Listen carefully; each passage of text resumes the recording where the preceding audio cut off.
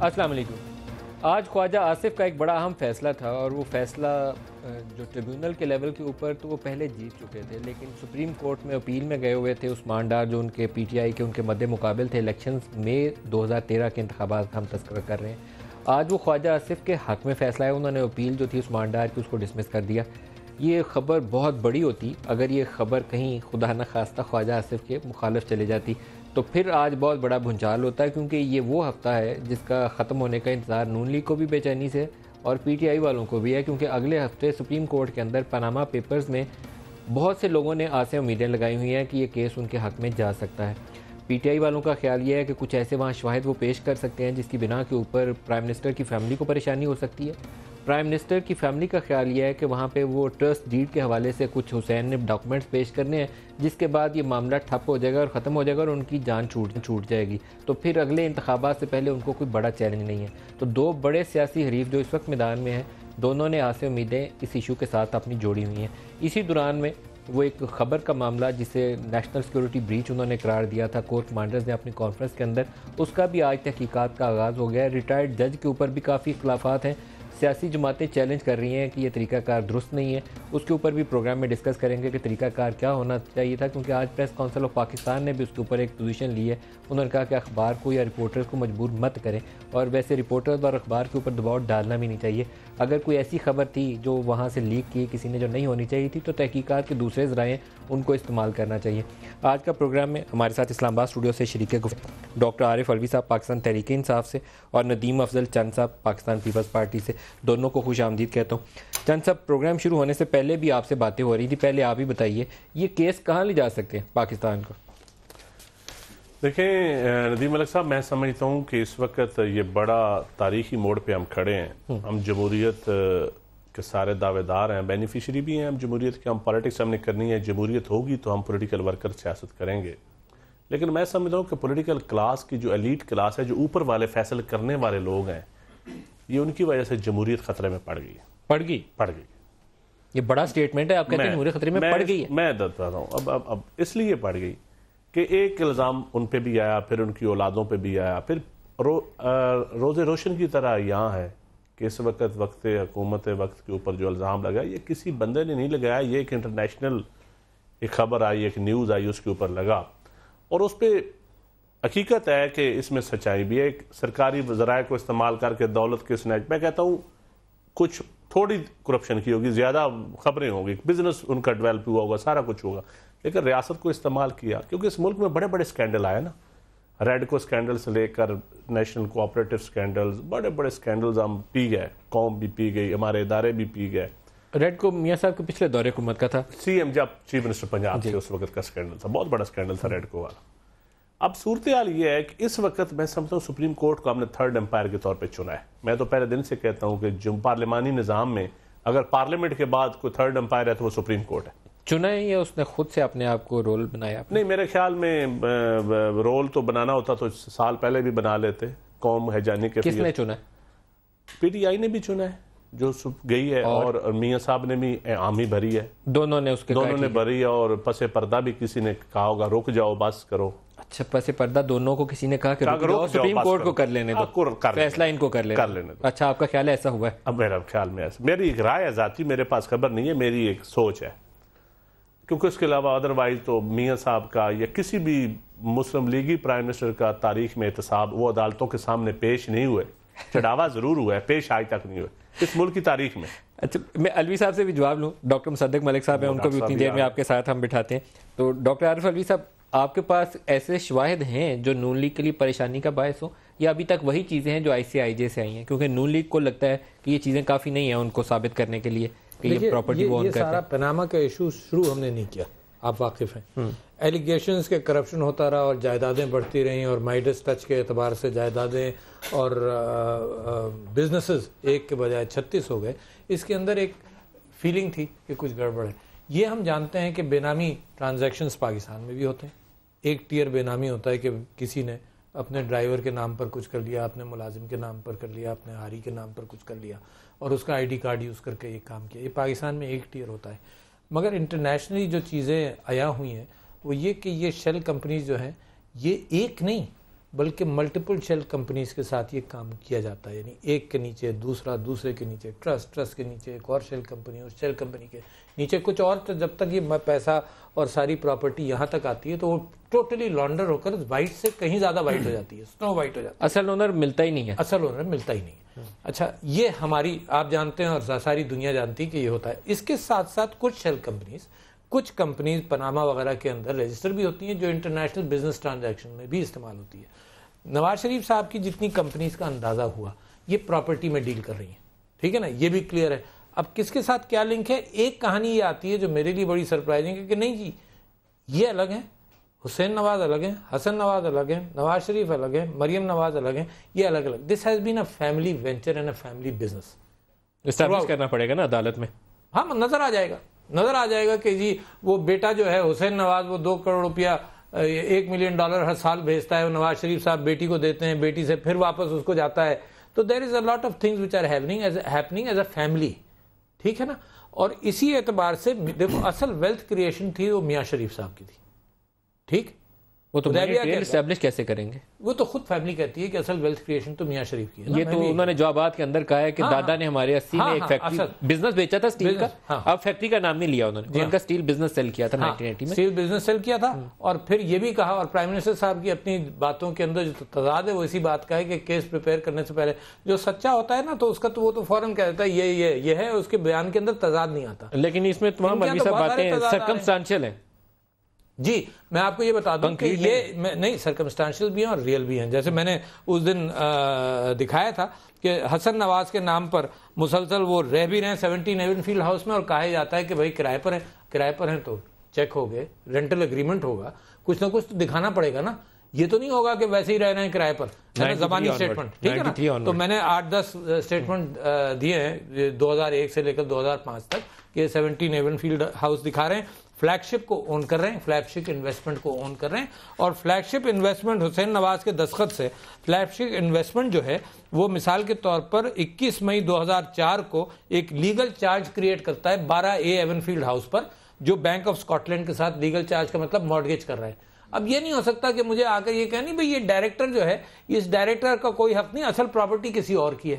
اور میاں صاحب یہ کہہ چکے ہیں، میاں نواز شریف صاحب یہ کہہ چکے ہیں اپنی پبلک اور نیشنل اسمبلی کے اسٹیٹمنٹس میں کہ جی 2005 میں یعنی پیسہ میاں شریف صاحب کا تھا، ایلڈر میاں شریف صاحب کا تھا، اللہ ان کو مغفرت کرے، ان کا پیسہ وہاں سے چلا اور پھر ایک جنریشن غائب رہا. پیسہ کہاں گیا، کیسا ہوا، کہیں نہ کہیں کسی نے ڈکلیئر کیا ہوگا، اور پھر یہ برآمد ہوتا ہے 2005 میں.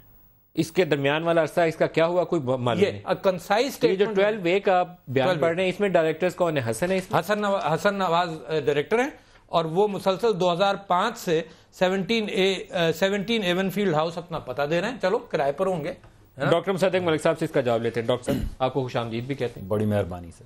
یہ اچھا سوال نہیں آپ کو خوش آمدید کہنے کا. نہیں بڑی مہربانی. لیکن یہ کاغذوں کے اوپر آپ کا رد عمل کیا ہے؟ اور کورٹ کے اندر ایک جیو نیوز کے اوپر ایک وہ چلا حسین کا بیان کہ ہم ایک ٹرسٹ ڈیڈ دینے جا رہے ہیں جو انہوں نے اپنی بہن کے ساتھ مریم کے ساتھ سائن کی ہے کسی وکیل کی موجودگی میں. یہ ٹکر چلے ہیں وہاں کے ان کے کوٹ کر کے ان کو.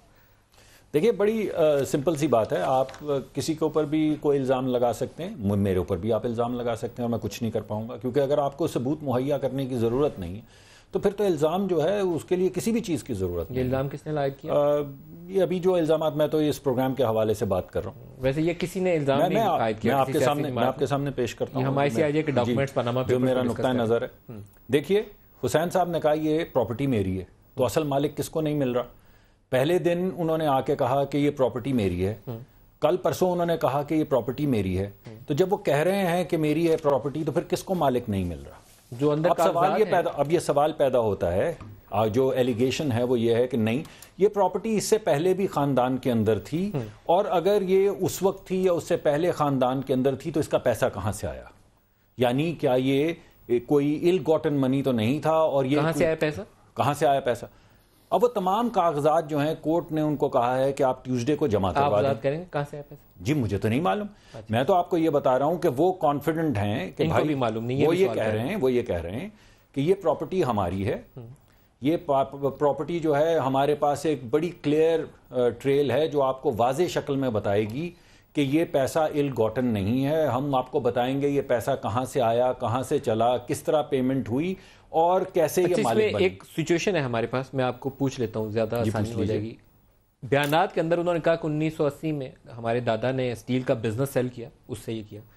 پرائم منسٹر آف پاکستان نے 2 مواقع کے اوپر، ایک موقع کے اوپر انہوں نے کہا کہ یہ ہم نے جدہ میں جا کے اسٹیل مل سیٹ اپ کی اور بینکوں سے قرضہ لیا، ایک میں انہوں نے کہا کہ ہم نے دبئی والی گلف اسٹیل جو تھی وہ ہمارے والد صاحب نے سیٹ اپ کی، اس کو بیچا، اس سے $9 ملین حاصل ہوئے، اس سے جدہ میں عزیزیہ اسٹیل مل لگائی، اس کو بیچا اور $17 ملین حاصل کیے، اس سے یہ اپارٹمنٹس خریدیں۔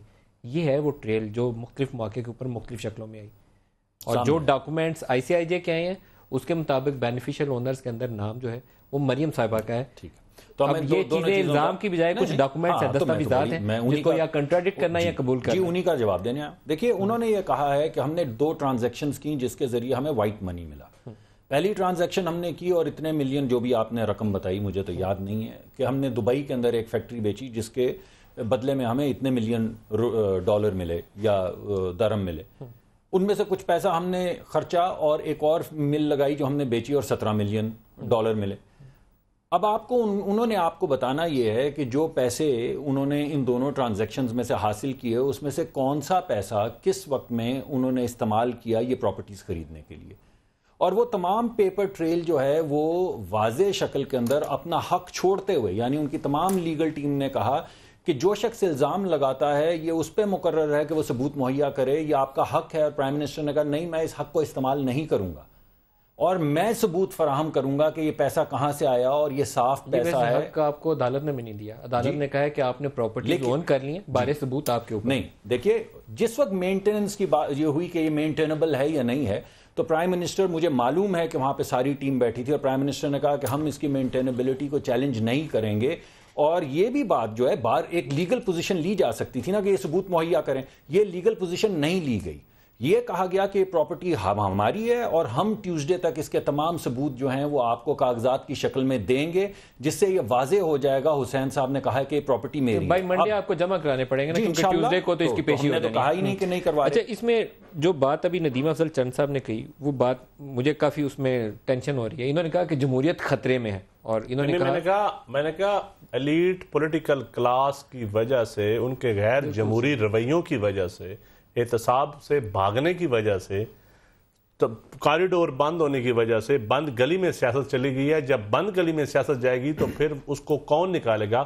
کرین کے ذریعے کوئی اوپر سے نکالے گا نا۔ کون نکالے گا؟ میرے خیال میں جب عدلیہ، پارلیمنٹ، وہ کہنے عوام نہیں نکال سکے گی، میڈیا نہیں نکال سکے گا، تو پھر کون نکالے گا؟ پھر میں بے شک کہتا رہوں کہ نہیں میں جمہوری ہوں، لیکن میں اپنے رویوں سے اگر جمہوری نہیں ہوں تو میں جمہوری نہیں ہوں۔ دوسرا میرا ایک کویسچن یہ ہے کہ عام طور پہ ہم دیہاتی لوگ ہیں، میاں صاحب کی فیملی بڑی مشرقی روایات کی فیملی ہے اور بڑے تابع دار اپنے والدین کا، اس میں کوئی شک نہیں ہے، اور یہ ان کا بڑا، اسی وجہ سے شاید آج ماں باپ کی دعاؤں کی وجہ سے ابھی تک وہ ان کرائسس سے نکلتے جائے، اور ان کا جوائنٹ فیملی سسٹم ہے۔ یہ میری سمجھ میں نہیں آیا کہ ہماری روایات کے مطابق ہم نے کبھی بہن سے قرضہ لینا، کبھی بیٹے سے قرضہ لینا، کبھی باپ، جس طرح ساگڈار صاحب نے کہا میں نے بیٹوں سے قرضہ لیا، یہ میری سمجھ سے بالا تار ہے۔ آپ چلے جائیں ہمارے دیہاتوں میں، ہمارے شہروں میں، یہ کبھی نہیں ہوا۔ اگر یہ ہوئے ہی نہیں، یہ پریکٹس ہی نہیں ہے بیٹے باپ سے قرضے لینے والی یا اس طرح منی ٹریل، تو پھر ڈس اون کرنا کہ میری پراپرٹی نہیں۔ جب جوائنٹ فیملی سسٹم ہوتا ہے تو پھر آپ ڈس اون نہیں کر سکتے۔ آپ ٹھیک ہے، آپ ڈاکومنٹیشن میں ایک ایسا گورکھ دھندا ہے ڈاکومنٹیشن کا، کاغذات ثبوت کے طور پہ تو آپ کہہ دیں کہ یہ حسین کا پراپرٹی ہے، یہ حسن کی پراپرٹی، اس کے ساتھ میاں صاحب ہوتا ہے۔ اگر میاں شریف صاحب کے ساتھ ان کی ٹریل ملتی ہے، درمیان میں والد صاحب کو چھوڑ دیں گے؟ بہت سے پوتے کی دادے کے ساتھ ٹریل ملتی ہے تو درمیان میں، اس کا مطلب والد کیونکہ پرائم منسٹر اس لیے وہ ڈس اون کر دیا، اس کا کوئی تعلق نہیں ان پیسوں کے ساتھ، جس کی وجہ سے آج میاں صاحب کا خاندان ہے، جو اس خاندان کا سربراہ ہے، وہ اس کے پراپرٹی میں سے ہی کوئی نہیں۔ آپ نے ایک اور جو بڑی اہم بات کی کہ اس کے اندر کچھ طاقتوں نے ان دونوں جماعتوں کو، جو آپ کے رائٹ اور لیفٹ پہ ہیں، ان کو کہا کہ یہ معاملہ آپ سپریم کورٹ پہ چھوڑ دو۔ ان کی بھی تو پھر ایک پوزیشن ہوگی، ان کی بھی تو سوچ ہوگی۔ دیکھیں ان کے ساتھ میں سمجھتا ہوں اس وقت وہ ایز اے، اگر میں پیو پارٹی کے ورکر کے طور پہ لوں تو پھر تو مجھے، جس طرح انہوں نے میمو گیٹ پہ سیاست کی تھی، مجھے بھی سیاست کرنی چاہیے۔ ان کے سیریل میڈ، جو سیریل ایکس سیاست ہے، وہ جو اخبار میں خبر چھپ گئی، لیکن میں سمجھتا ہوں کہ اس وقت بڑی ہماری سیکورٹی ایجنسیز کے ساتھ بھی بڑی زیادتی ہوئی ہے۔ اس خبر میں پاکستان میں تو شاید اتنا یہ ایشو نہیں ہے، یہ انٹرنیشنل ایشو ہے جو ہم نے پوری دنیا میں اپنے اداروں کو ہم نے کہاں پھینکا ہے. دیکھیں آپ میں اتنی طاقت نہیں ہے کہ آپ کھل کے ان کے ساتھ باتیں آپ نہیں کر سکتے، تو آپ پلانٹ تو نہ کریں نا سٹوریز. یہ کوئی طریقہ نہیں ہوتا. یہ آپ کا یقین ہے کہ پلانٹ کی گئی ہے؟ دیکھیں اس میں اتنے ہمارے سیاسیوں میں طاقت نہیں ہے. ہم آپس میں جب باتیں کرتے ہیں تو موسٹلی بڑے بڑے کہتے ہیں چپ ہو جاؤ، اس طرح اشارے کرتے ہیں. یہ اتنے بزدل لوگ ہیں یار، کھل کے بات بھی نہیں کرتے، اس طرح اشارے کرتے ہیں. باگڈ ہے یہ ہر چیز باگڈ ہے. تو یہ کہاں کسی کے سامنے بات کریں گے؟ اتنے آپس میں ویکنیسز ہیں. تو خبر کیسے کی؟ آج اس کا اجلاس بھی تھا، آپ لوگ اس کی مخالفت کر رہے ہیں کمیٹی کی، آپ کو پسند نہیں آئے وہ جسٹس صاحب اس کے؟ دیکھیں ہم اس لیے مخالفت کر رہے ہیں کہ میں سمجھتا ہوں کہ اس میں انکوائری کو بھی میں سمجھتا ہوں ان کیمرہ ہونا چاہیے تھا. پنجاب ہاؤس میں شفٹ کرنے کا کیا مطلب ہے؟ چاہے نثار صاحب کا دفتر بھی وہاں ہی ہے. ایک تو مجھے نہیں سمجھ یہ وزارت داخلہ کا پنجاب ہاؤس آفس ہے، یہ پنجاب ہاؤس پنجاب گورنمنٹ کی ملکیت ہے. اس پہ کبھی میں نے میڈیا کی کبھی خبر بھی نہیں دیکھی یار. پریس کانفرنس وہ کس کیپیسٹی میں ہوتی ہے پنجاب ہاؤس کا استعمال؟ جسٹس صاحب پہ کیا اعتراض ہے؟ اگر ہم دیکھیں جسٹس صاحب پہ مجھے جو میری پارٹی کی جو میں نے سوشل میڈیا پہ دیکھا، جو ہماری پارٹی کے اندر ابھی میٹنگ نہیں ہوئی، ان کا تو وہ شریف سٹی کمپلیکس کے ساتھ اور میڈیکل کمپلیکس کے ساتھ ان کی بیٹی یا بہو کا کوئی تعلق جوڑا گیا ہے. لیکن میں سمجھتا ہوں کہ اس پہ بھی ان کو پارلیمنٹ کو کم از کم اعتماد میں لینا چاہیے تھا. یا سپریم کورٹ کا حاضر سروس جج کو اپوائنٹ کرتے تو یہ بہرحال ایک ضرور. آپ سمجھتے ہیں حاضر سروس جج سپریم کورٹ کا وہ اس کی تحقیق کرتے؟ لیکن انہوں نے ٹھان لیا کہ تمام ریٹائرڈ ججز کو جن کے ساتھ ان کا کوئی نہ کوئی رشتہ ہے، خاص سعید الزمان صدیقی صاحب کی جو انہوں نے ضرور کوئی وصیت بڑے میاں صاحب کر گئے ہیں کہ یہ میرے ساتھی تھے، ان کو اکاموڈیٹ ضرور کرنا ہے. شاید 2023 تک کوئی بچ جائے تو پھر ملک صاحب کی باری آ جائے یا کسی نوجوان لیڈر کی باری. اب یوتھ کے لیے آج بہت اچھا پیغام گیا سعید الزمان صدیقی والا. آپ کی جماعت نے بھی اس کے اوپر پوزیشن لی ہے، تحقیقاتی کمیٹی. ٹاپک تھوڑا شفٹ ہوا ہے لیکن اس پہ بھی آپ سے بھی پوچھ لوں کہ یہ ڈان والے ایشو کے اوپر آپ بھی کوئی پوزیشن لے رہے ہیں باقاعدہ؟ جی ہم نے لی ہوئی ہے. کیا میں سمجھتا ہوں کہ بہت بڑا سیریس ایشو ہے. میں چند صاحب کی بات کے ساتھ اتفاق کرتا ہوں، اور میں انٹرنیشنلی بھی میں سمجھتا ہوں لوگ بھی بڑے کانشیس ہوتے ہیں اس بات کا کہ پاکستان کی سیکیورٹی کمپرومائز ہوئی. ایک الزام ہے پرانے لیڈران کے اوپر کہ کوئی لسٹیں وسٹیں سکھوں کو دی گئیں. الزام ہے، کوئی کبھی پروو نہیں ہوا، اور ممکن ہے بات بالکل ہی ٹوٹلی غلط ہو، مگر اس کا ریئیکشن عوام میں بہت سخت جاتا ہے. میں سمجھتا ہوں کلنٹن کی ووٹس کم ہونے، جیتتی آتی ہے خدا جانتا ہے، کم ہونے کا بہت بڑا ایشو وہ تھا کہ سیکیورٹی لیکس اس کے ای میلز پر ہوئی. میں سمجھتا ہوں ہمارا کہنا یہ تھا کہ جج صاحب ہم نے الف بھی اٹھایا ہوتا ہے. ہاں جی ہاں بالکل، جو الف اٹھاتے ہیں. اور میرا کہنا یہ ہے کہ جج صاحب کے حوالے سے ایک رپورٹ میں نے آج ٹویٹ بھی کی، وہ یہ تھا کہ 2 مہینے پہلے یہ had a very serious accident, PIMS میں بھی داخل رہے، ان کو میموری لاس بھی ہوا وغیرہ وغیرہ. جسٹس عامر رضا ہیں، اور وہ ہی fell down the stairs and long stairs, چھوٹی نہیں، اور انجر ہوئے اور 10-15 دن رہے. اور جو وہاں تھا تو میموری لاس وغیرہ سب کچھ ہوئے. اس کے ساتھ ساتھ اس سے بڑی چیز یہ تو پھر بھی ہو سکتا ہے آدمی اس سے ریکور بھی کر سکتا ہے آدمی. میں یہ نہیں کہہ رہا ریکور بھی کر سکتا ہے. میں سمجھتا ہوں جو لنکس اتنے سارے ان کے ساتھ ہیں شریف فیملی کے، تو لہٰذا نمبر 1 ان لنکس کی وجہ سے میں سمجھتا ہوں کہ it is not fair. Number 2 1956 act کے تحت جو کمیشنز بنتے ہیں، آپ نے دیکھ لیا کہ یہ جو ماڈل ٹاؤن والا ایشو تھا اس کی رپورٹ بھی باہر نہیں آئی. تو the report is submitted to the government اس میں سے ایکسٹرٹس بھی نکال سکتی ہے، پوری رپورٹ بھی نکالنا ضروری نہیں ہے. تو لہٰذا وہ ناکافی. کیا کرنا چاہیے حکومت کو اس پہ؟ کیا کرنا چاہیے میرے خیال سے سرونگ جج جو صاحب کہہ رہے ہیں وہ گڈ آئیڈیا آپ کے. ہاں مگر میں ایک اور 2-4 باتیں آپ سے کر دوں. اگر آپ کے پاس بریک لینی ہے تو بریک کے پاس آ جائیں. اس ایشو کے اوپر ان کا رسپانس لے لیں ہم. نہیں تو میری بات مکمل کر لیجیے ہے نا. میں آپ سے یہ کہہ رہا ہوں کہ دیکھو جو انہوں نے بات کی، دیکھیے یہ انکویزیٹوریل کمیشن ہے ایک، یہ جو ہمارا اس کی طرف بعد میں آتے ہیں، پاناما کی طرف بعد میں آتے ہیں. یہ خبر ان کی بات لے لیے، پھر پاناما کی ضرور دوبارہ آپ کر لیجیے گا. آپ کی کیا پوزیشن ہے جی؟ 2 جماعتیں کہہ رہی ہیں سرونگ جج لگا دیں. دیکھیے جو کمیشن بنا ہے اس کے سربراہ جسٹس عامر رضا صاحب ہیں. میں نے اس سے پہلے، آپ بھی لاہور شہر کے رہنے والے ہیں، میں نے ان کا نام کسی سے نہیں سنا بغیر عزت اور احترام کے. جب ضیاء الحق صاحب کا زمانہ تھا تو آپ کو یاد ہوگا کہ انہوں نے اوتھ لینے سے انکار کر دیا تھا، اور وہ جسٹس چھوڑ کے اپنا جو ان کی تھی وہ چلے گئے تھے پرائیویٹ پریکٹس کے اندر. اور اس کے بعد سے کوئی آج تک کسی بندے نے ان کا نام کسی احترام کے علاوہ نہیں لیا. لیکن اب ہمارے ہاں کچھ روایت اس طرح کی، پولرائزیشن اس طرح کی، اور زبان سیاسی اس طرح کی ہو چکی کہ جس کا بھی نام آتا ان کے کچھ نہ کچھ پر خچے تو اڑنے ہی تھے. تو انفارچونیٹلی جسٹس عامر رضا صاحب آ گئے ہیں اس زد میں. ان کی صاحبزادی کہاں کام کرتی ہیں آنیسٹ ٹو گاڈ مجھے نہیں معلوم، لیکن مجھے یہ بھی نہیں معلوم کہ اور جو ڈائریکٹر جنرل ایف آئی اے ہیں ان کی صاحبزادی یا صاحبزادے کہاں کام کرتے ہیں، جو کور کمانڈر لاہور ہیں ان کی صاحبزادی یا صاحبزادے کہاں کام کرتے ہیں. یہاں پہ کسی کو نہیں معلوم کہ کون سا جج کے صاحبزادے صاحبزادی کہاں کام کرتے ہیں. ہر انسان اپنے آپ کو لے کے، بالخصوص جب بچوں کی عمر 40-50 سال کی ہو جائے تو اپنے عمل لے کر اور اپنا کردار لے کر آگے بڑھتا ہے. لیکن اگر ان کو پھر بھی آپ ایک طریقہ کار اختیار کر سکتے تھے، اس میں آپ بجائے یہ کہ خود یہ ایکسرسائز کرتے اپنی پاورز، آپ سپریم کورٹ کو کہہ دیتے کہ آپ کمیشن بنا دیجیے، پھر آپ اس میں ٹوٹلی امپارشل ہو جاتے، سائٹ پہ کھڑے ہوتے. جی میں اس کی طرف آتا ہوں. میں ذرا اس کا تفصیلی اگر آپ اجازت دیں جواب دیں تو. اب دیکھیے، اب بات یہ ہے کہ جو کمیشن بنا ہے اس کے اندر جسٹس عامر رضا صاحب تو ایک فرد ہیں، اس کے علاوہ ایم آئی کے ایک اس کے اندر ایجنٹ وہ ہوں گے، وہ ممبر ہوں گے اور سینئر آفیسر ہیں، ایک آئی ایس آئی کے، ایک آئی ایس آئی کے ہوں گے، ایک آئی بی کے ہوں گے، ایک ایف آئی اے کے ہوں گے، ایک جو ہیں وہ سیکرٹری اسٹیبلشمنٹ ہیں جو وفاق کو ریپرزینٹ کرتے ہیں. اس کا مطلب ہے کہ آپ کو کسی پہ بھی اعتبار نہیں، کیونکہ جو انویسٹیگیشن ہے وہ عامر رضا صاحب نے تو نہیں کرنی نا، وہ تو ایف آئی اے کرے گی، آئی بی کرے گی، آئی ایس آئی کرے گی، وہ تو ایک وہاں پہ بیٹھے ہوئے ہیں ایز دی ہیڈ. آپ یہ کہہ رہے ہیں کہ یہ جو کمیٹی آپ نے بنائی ہے یہ پریجوڈسڈ ہے، یعنی نہ تو آئی بی اپنا کام کرے گی، نہ آئی ایس آئی اپنا کام کرے گی، نہ ایم آئی اپنا کام کرے گی، نہ آپ کے جو ایف آئی اے کام کرے گی. یعنی کون کام کرے گا؟ اتنا ہمارے یہ جو دونوں قابل احترام ساتھی ہیں، ان دونوں کا خیال یہ ہے کہ یہ بہت بڑا سیکورٹی بریچ ہے، اور آپ کی چودھری نثار صاحب نے بھی یہ خود ایڈمٹ کیا گورنمنٹ. دیکھیں میں آپ کو چودھری صاحب تو کیونکہ وہ انٹیریئر منسٹر ہیں، وزیر داخلہ ہیں، اور یہ ان کی جورسڈکشن کے اندر آتا ہے، اور اس کے علاوہ بہت قابل احترام ہے. اور آپ کو معلوم ہے کہ ان کے اپوننٹس بھی ان کے اوپر انگلی، کم از کم ان کا جو کردار ہے اور جو ان کی اپ رائٹ ہونے کا، ان کے اوپر کوئی انگلی نہیں اٹھاتا. تو یہ انہوں نے اپنا پروگیٹو استعمال کرتے ہوئے اس کے تحقیق کو شروع کیا ہے تاکہ وہ پہنچ سکیں وہاں تک جہاں پہ بریچ ہوا ہے.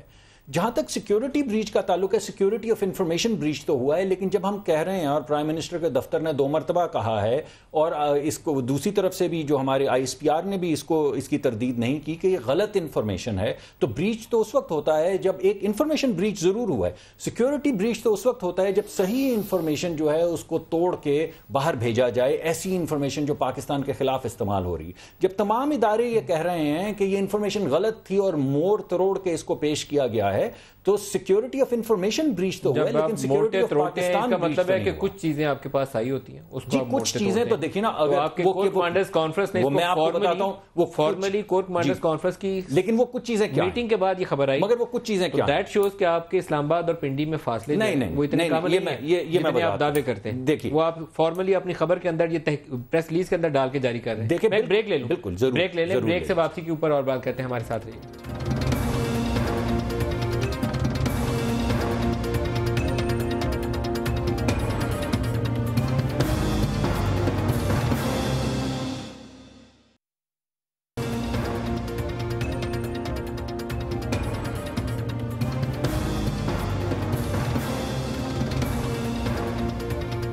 پروگرام میں دوبارہ خوش آمدید کہتے ہیں. ندیم افضل چند صاحب، آپ کی طرف ہی دوبارہ آؤں گا. آپ کو لگتا ہے کہ یہ سپریم کورٹ کا فیصلہ جو ہے کافی زیادہ ہماری سیاست کا رخ متعین کر سکتا ہے؟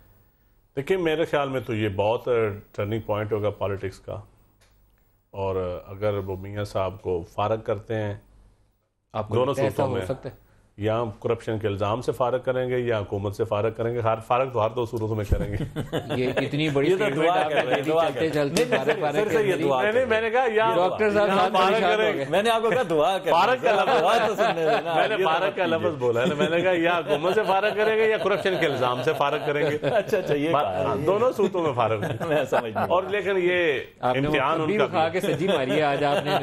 امتحان ان کا بھی ہے کہ یوسف رضا گیلانی کو آپ نے فارغ کس طرح کیا، ایک پیپلز پارٹی کے وزیر اعظم کو کس نظر سے، وہ کیا خلیل جبران کی ناصر جسٹس عزت مآب کھوسا صاحب نے ایک نظم پوری لکھی تھی کہ جس ملک کا حکمران ایسا ہو، جس ملک کا حکمران ایسا ہو جس میں بھوکے لوگ سو رہے صاحب ہیں نا اس بینچ میں، ہیں وہ مجھے یقیناً میں معذرت کے ساتھ وہی نظم ان کو میں کہتا ہوں کہ وہی نظم ان کو فیصلے میں دوبارہ اپنے فیصلے پڑھ کے آج میاں صاحب کی باری آئی ہے تو کیا وہ نظم کام آتی ہے کہ نہیں. اس نظم کا اطلاق کریں تو آپ کی جو ٹاپ ٹیئر ہے وہ ساروں کے خلاف انہیں فیصلہ لکھنا. دیکھیں میں سمجھتا ہوں کہ جو قصوروار ہے ساروں کو ہونا چاہیے فارغ. اس میں کوئی نہیں, چاہے جس جماعت سے بھی ہو, Agreed. جس نے, لیکن جس نے آلریڈی جس کو آپ جیلوں میں رکھا اس کا بھی احتساب ان ججز کا بھی کریں نا, کہ آپ نے کن کن بے گناہوں کو جیلوں میں رکھا, ان ججوں کا بھی کرو جنہوں نے پی سی او کے تحت حلف اٹھایا, جنہوں نے وردی میں ثابت کیا, ڈکٹیٹر کو اجازت دی, پھر ایسے جج کو بھی آج دوبارہ جو کوئٹہ بینچ میں بیٹھ کے سجاد علی شاہ کے خلاف فیصلہ جس نے دیا چیف جسٹس کے خلاف, آج اس کو آپ اتنے مدت بعد, میرے خیال ان کو 90 سال کی عمر میں آپ نے گورنر بنا دیا. کیسے لوگ, رفیق تارڑ صاحب بریف کیس لے کے گئے تھے کوئٹہ بینچ, ان کو اکاموڈیٹ کیا, صدر بنایا, انہوں نے سجاد علی شاہ کے خلاف 97 میں میاں صاحب کا ساتھ دیا, سعید الزمان صدیقی صاحب نے ان کو اکاموڈیٹ کیا. تو میاں صاحب کا ٹریک ریکارڈ تو اکاموڈیشن والا ہے, اور بڑے موقع پہ انہوں نے کیا ہے اکاموڈیٹ. آپ اس سے کہنا کیا چاہتے ہیں, کیونکہ ججوں نے فیصلہ کرنا ہے, آپ ججز کو اکاموڈیٹ کرنا شروع کر دیا انہوں نے. نہیں میں توبہ کریں, میں مجھے آپ نہ مروائیں, میں کوشش کر رہا ہوں.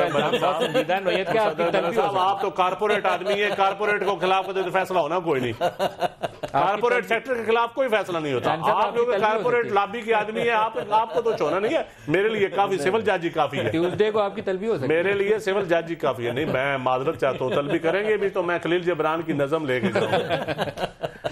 الوی صاحب دیکھیے, میں ایک تو آپ کو یاد دلانا چاہتا ہوں, آپ کا ایک بہترین پروگرام میں دوبارہ دیکھا ہے, وہ آپ نے جب گلف سٹیل کے اعتبار سے ساری ڈیٹیلز دی ہیں. سر اس کے ساتھ کیا کرنا چاہتے ہیں یہ بھی بتا دیں. اچھا وہ میں جنہوں نے پروگرام کیے نا, ساروں کو ویسے امائکس کے طور پہ بلانا چاہیے سپریم کورٹ کو, ادھر بیٹھ کے آپ پروگرام کرنے, ہماری بڑی خواہش ہے 8 بجے والوں کو, 10 بجے والوں کو, ساروں کو بلا لیں ادھر, اور بلوائیں گے ہم آپ کو. اچھا وہ اس پروگرام کے اندر آپ نے یہ کہا کہ گلف سٹیل جس کو بیچنے کے متعلق یہ کہا جا رہا ہے کہ $7 ملین سے وہ نقصان میں گئی, بلکہ نقصان کے بعد قرقی میں بیچی گئی, ڈیفالٹ کر گئی, اور اس ڈیفالٹ کے اندر جب بیچی گئی تو اتنا پیسہ بھی ریکور نہیں ہوا اس بیچنے سے کہ جو ڈیفالٹ پیسہ تھا وہ کلیئر ہو جائے. اور 1992 کے BCCI کی بکس کے اندر وہ ڈیفالٹڈ رہی. یہ میری تحقیق تو یہی ہے, یہ آپ کی تحقیق ہے, اور اس کے اندر BCCI اور مشرق بینک انوالوڈ ہے. دوسری بات میں آپ سے یہ کہہ رہا ہوں کہ یہ سارا کیس جو ہے نا, اس کے 2 چیزوں سے آپ فرق کر لیں. یہ انکویزیٹوریل ہے ایز ڈفرنٹ فرام ایڈورسریل, یعنی میں نے سارے پروف نہیں دینے, مگر میں نے بار بار چوہے کی دم دکھانی ہے کہ دیکھو یہاں سے بھاگا, یہاں سے بھاگا, یہ ہوا. اچھا اس بات کو رکھتے ہوئے میں آپ کے سامنے کچھ باتیں رکھنا چاہتا ہوں. میں سمجھتا ہوں کہ 2 چیزوں میں پکڑ ہو سکتی ہے, اور وہ 2 چیزیں یہ ہے کہ سیکشن 95 آف نیب جو یہ کہتا ہے کہ اگر تمہارے پاس یہ سب چیزیں اپنی سورس ایسیٹس بیونڈ مین, وسائل سے زیادہ جائیداد, ایسیٹس بیونڈ مین, اور اس میں owners of proof is on the accused, جو نیب 90% یا 95% لوگوں کو اشاروں پر اٹھاتی ہے. اشاروں سے مطلب یہ کہ میں نے کہا کہ سپریم کورٹ نے برڈن آف پروف آلریڈی ڈال دیا, لہذا برڈن آف پروف ہم نے تو بہت ساری چیزیں دکھا دی, ہمارے پر اتنا بھی نہیں تھا, سپریم کورٹ کو اس کو دیکھنا ہے. اس کو دیکھتے ہوئے میں آگے جا رہا ہوں, ایک سیکشن 95 اور دوسرے آرٹیکل 62-63 کہ اگر پرائم منسٹر صاحب نے اپنے آپ کو مس کوٹ کیا ہے, اب یہ لنک کریں گے ساری چیزوں کو تو پتا چلے گا کہ کیا ہوا. میں اس میں آپ سے ایک بات یہ کہنا چاہتا ہوں, اس کے اندر بہت بڑا ایویڈنس اس بات کا ہے کہ کلثوم نواز صاحبہ نے کہا. اب میں ان سے یہ پوچھوں گا کہ کیا یہ سب جھوٹ بول رہے تھے, اور جھوٹ بول رہے تھے تو کہیں اب آپ کہ نہیں یہ جھوٹ بول رہے تھے. کلثوم نواز صاحبہ نے کہا ہم نے اپارٹمنٹس خریدے, ٹھیک ہے نا, آن ریکارڈ 2000 میں. اس کے بعد چودھری نثار نے کہا کہ نہیں 18 یا 20 سال کا میں بتا سکتا ہوں کہ یہ اپارٹمنٹس خریدے گئے اور ان کا لون دیر تک اتارا گیا. تو یا تو وہ جھوٹ بول رہے تھے, سچ بول رہے تھے. اسی طرح سے صدیق الفاروق نے کہا, بہت ساری فوٹوز ہیں کہ یہ وہاں رہتے تھے. اور اس کے ساتھ ساتھ میں سمجھتا ہوں کہ حسین نواز کا بھی BBC انٹرویو کہ ہمارے پاس کرایہ آتا تھا, اور اتنا عرصہ کرائے پر رکھنا اٹ از فولش, یعنی ان یورپ کی ٹرانزیکشنز ہوں گی, کرائے کی ٹرانزیکشن ہوگی, یہ سب کچھ ہوگا. تو یہ بہت سارا ایویڈنس ہے جس کے اندر یا تو جھوٹ بول رہے تھے, اور اگر سچ بول رہے تھے تو پھر امپلیکیشن ہے, یا جھوٹ بول رہے تھے کہہ دیں نہیں یہ سب جھوٹ تھے, ان کو پتہ ہی کچھ نہیں. دونوں صورتوں میں بقول چند صاحب کے فارغ ہے. چند صاحب آج آپ تاریخی جملہ بول کے جا رہے ہیں, منگل والے دن یہ جملہ ہم آپ کا اسکرین پہ چلائیں گے. اور پھر دوسری چیز آپ پوچھ لیجیے گا ان سے کہ میں سمجھتا ہوں کہ یہ فیملی انٹرپرائز ہے, یہ الگ. آپ یہ کہیں گے کہ پیپلز پارٹی والے فارغ ہیں یا لیگی فارغ ہیں؟ PTI والے بھی ہو سکتے ہیں, اگر عدالت نے کیس اٹھا کے باہر پھینک دیا. پیپلز پارٹی والے فراغت تو ہے, جس طرح گیلانی صاحب کو, جس طرح گیران صاحب زرداری صاحب کو, جس طرح محترمہ کو عدالتوں کے چکر لگائے, لیگی فراغت یہ ہے جس جس سے قیوم صاحب کی ٹیپ پکڑی گئی وہ لیگی فراغت ہے. رفیق تارڑ صاحب کی اور سعید الزمان صدیقی کی اکاموڈیشن. تمام ججوں والی باتیں کیوں یاد نہیں؟